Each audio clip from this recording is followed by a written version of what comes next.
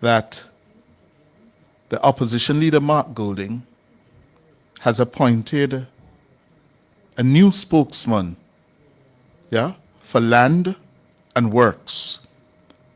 That new spokesman is the Member of Parliament for Clarendon Southwest, Attorney at Law, Lothan Cousins.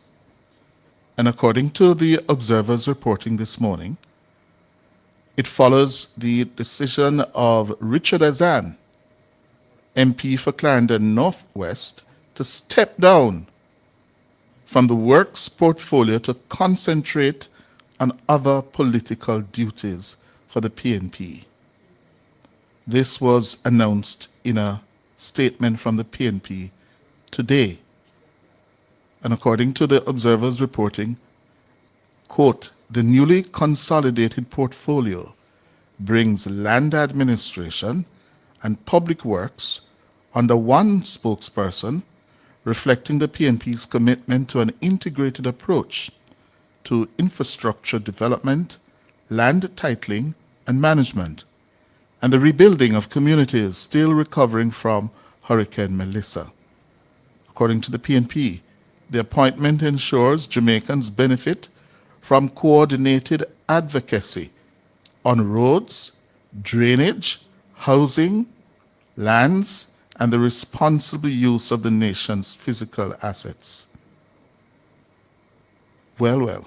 So he has fired Richard Azan.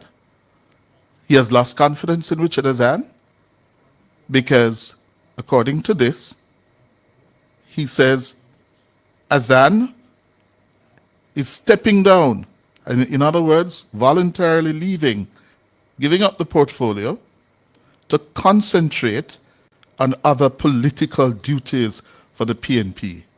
What are those political duties? He didn't say. To be spokesman on lands and works is a big job, it's not an easy job. And the PNP president and opposition leader is saying that Mr. Azan has decided to concentrate on other political duties. My experience tells me that is a nice term. And it would indicate to me that given what Mr. Golding wants, to consolidate portfolio of lands, land administration and public works under one person,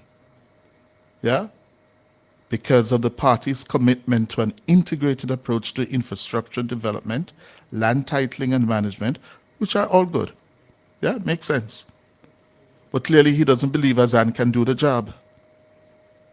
He doesn't think Azan is up to this job.